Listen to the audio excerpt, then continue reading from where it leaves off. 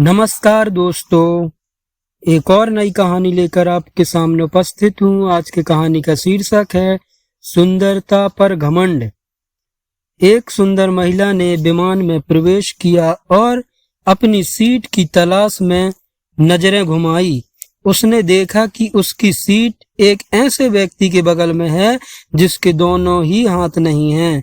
महिला को उस अपाहिज व्यक्ति के पास बैठने में झिझक हुई। वह सुंदर महिला एयर होस्टेस से बोली, मैं इस सीट पर सुविधा पूर्वक यात्रा नहीं कर पाऊंगी क्योंकि साथ की सीट पर जो व्यक्ति बैठा हुआ है उसके दोनों हाथ नहीं हैं। उस सुंदर महिला ने एयर होस्टेस से सीट बदलने हेतु आग्रह किया। असहज हुई एयर होस्टेस ने पूछा, मैम क्या मुझे कारण बता सकती हैं? सुंदर महिला ने जवाब दिया, मैं ऐसे लोगों को पसंद नहीं करती। मैं ऐसे व्यक्ति के पास बैठकर यात्रा नहीं कर पाऊंगी। दिखने में पढ़ी लिखी और विनम्र प्रतीत होने वाली महिला की यह बात सुनकर एयर होस्टेस अचंभित हो गई। महिला ने एक बार फिर एयर होस्टेस से जोर देकर कहा, मैं उस सीट पर नहीं बैठ सकती, अतः मुझे कोई दूसरी सीट दे दी जाए। एयर होस्टेस ने खाली सीट की तलाश में चारों ओर नजर घुमाई पर कोई भी सीट खाली नहीं थी। एयर होस्टेस ने महिला से कहा कि मैडम, इस इकोनॉमी क्लास में कोई सीट खाली नहीं है, किंतु यात्रियों की सुविधा का ध्यान रखना हमारा दायित्व है और कर्तव्य भी है, अतः मैं विमान के कप्तान से बात करती हूँ, कृपया तब तक थोड़ा धैर्य रखें। ऐसा कहकर होस्टेस कप्तान के पास बात करने चली गई। कुछ समय बाद लौटने के बाद उसने महिला को बताया, मैडम आपको जो असुविधा हुई उसके लिए बहुत खेद है। इस पूरे विमान में केवल एक सीट खाली है और वह है प्रथम श्रेणी में है।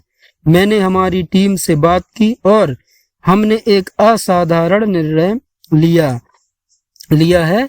एक यात्री को इकोनॉमी क्लास से प्रथम श्रेणी में भेजने का कार्य हमारी कंपनी के इतिहास में पहली बार हो रहा है।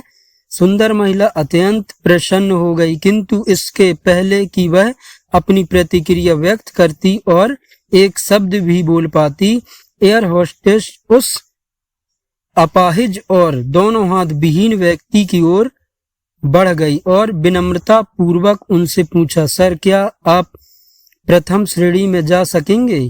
क्योंकि हम नहीं चाहते कि आप एक अशिष्ट यात्री के साथ यात्रा करके परेशान हो।